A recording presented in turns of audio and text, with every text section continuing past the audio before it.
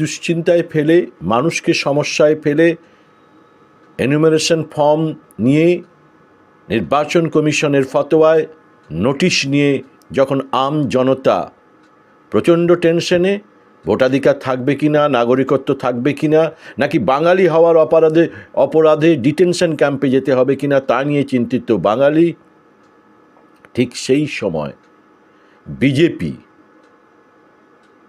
চূড়ান্তভাবে নিয়মকে বুড়ো আঙুল দেখিয়ে, নিয়মকে পা দিয়ে দলিয়ে মেরে সহায়তা শিবিরের নামে নাটক করতে শুরু করে।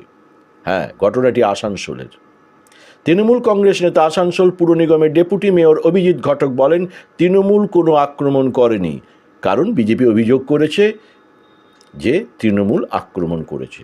বিজেপি হিয়ারিং কেন্দ্রের গেটের ঠিক কাছে একটি শিবির তৈরি করেছিল, যার ফলে এখানে আসা মানুষের অসুবিধা হচ্ছিল, তারাই বিজেপির বিরুদ্ধে আওয়াজ তুলেছেন। এদিকে এই প্রসঙ্গে পশ্চিম বর্ধমান জেলার জেলা শাসক পন্নাবলম বলেন, এই কেন্দ্রের অদূরে কোনো একটি রাজনৈতিক দল হেল্প ডেস্ক করেছিল, পুলিশ প্রশাসনের তরফে সেটা সরিয়ে নিয়ে যাওয়ার জন্য বলা হয়, তখন সমস্যা দেখা দিয়েছিল, পুলিশ গোটা বিষয়টি সামাল দিয়েছে। তিনি আরও বলেন, নির্বাচন কমিশনের কোনো নির্দেশ নেই।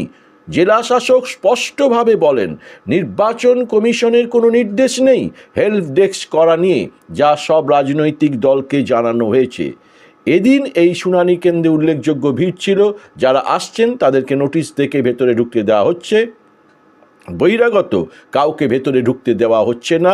নির্বাচন কমিশনে নিযুক্ত মাইক্রো অবজারভার, পর্যবেক্ষক, ইআরও এবং AROদের তত্ত্বাবধানে শুনানির কাজ চলছে বলে এদিন জেলা শাসক এস পন্নাবলম জানিয়েছেন।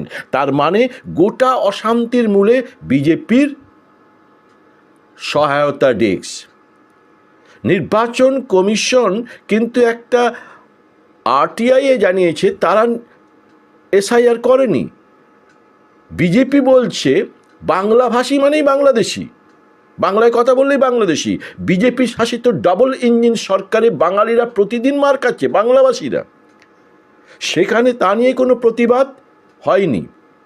কিছু অবাঙালিকে জুটিয়ে বিজেপি আজ একটি সহায়তা শিবির খোলে এবং তাই নিয়ে অশান্তি আসানসোলের বুকে।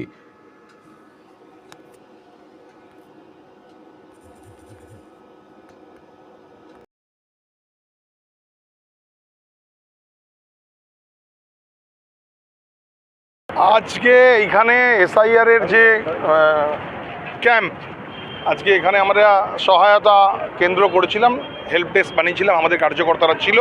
আমাদের কার্যকর্তাদের উপর অতর্কিত হামলা তৃণমূল দুষ্কৃতীদের দ্বারা, এবং তারা হসপিটালাইজড রয়েছে, চেয়ার টেবিল ভাঙচুর রয়েছে, ক্যাম্প ভাঙচুর রয়েছে, এবং পুলিশ প্রশাসনের সামনে পুলিশ সহায়তা কেন্দ্রে এইরকম বাধা দিচ্ছে। এবং ডিএম সাহেব এখানে পৌঁছালেন এই ঘটনার পর, আমরা কমপ্লেন করেছি যেখানে জানাবার, ডিএমের সামনে শতাধিক তৃণমূল কংগ্রেস কর্মী ঝান্ডা নিয়ে সেন্টারের ভিতর ঢুকে গেল। এসআইআর প্রক্রিয়া কীভাবে সুষ্ঠুভাবে হবে এটা একটা প্রশ্নচিহ্নের সামনে রয়ে গেল। মিথ্যা অভিযোগ। এখানে আমরা যেটুকু শুনেছিলাম যে একদম যেখানে এসআইআরের হিয়ারিং চলছে সেই স্কুলের গেটের বাইরে ঝান্ডা লাগিয়ে ক্যাম্প হয়েছিল, তার প্রতিবাদ সাধারণ মানুষ করেছে। এবং আপনারা দেখতে পাচ্ছেন যে এখানে মানুষকে আতঙ্কিত করার জন্য, যাতে এই হিয়ারিং প্রক্রিয়া বিঘ্নিত হয়, যাতে মানুষ এখানে ভয় না আসে, তার কারণে এরকম একটা পরিস্থিতি তৈরি করার চেষ্টা করছে। আমরা চাই সুষ্ঠুভাবে শান্তিতে যে হিয়ারিংয়ের এখানে হচ্ছে সেই হিয়ারিংটা শান্তিতে হোক।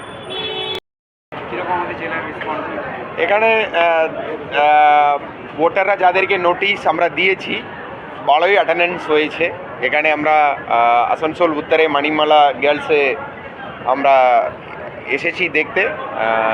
এখানে ইআরও উপস্থিত আছেন, এই ইআরওরা হিয়ারিং করছে, অ্যাটেন্ডেন্সটা ভালোই হয়েছে।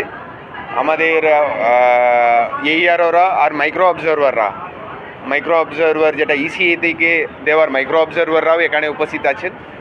আমাদের সুপারভাইজাররাও উপস্থিত আছেন হেল্প করার। ওরা এখন যা যা ডকুমেন্ট দেওয়া হচ্ছে ওটা নিচ্ছে, হিয়ারিং করছে। তারপরে এই আর ওরা ওনাদের মতো যেটা হিয়ারিংয়ে শুনানি করেছে ওটা নোটিং করে রাখছে, ওনাদের মতো এটা এই আর ওদেরই পাওয়ার আছে ডিসপোজ করতে, ওনারাই ডিসপোজ করবেন।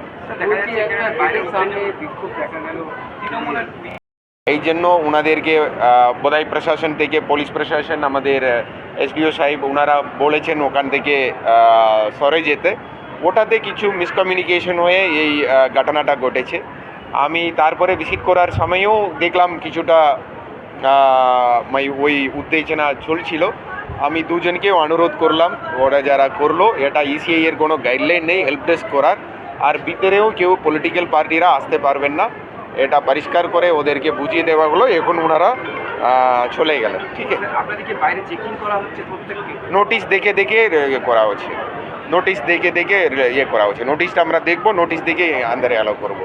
হয়তো বয়স্ক মানুষ যারা আছেন ওরা একজন ভিতরে নিয়ে আসতে পারেন, বাকি আমাদের আধিকারিকের ছাড়া কাউকে অ্যালাউ করা হচ্ছে না। ঠিক আছে।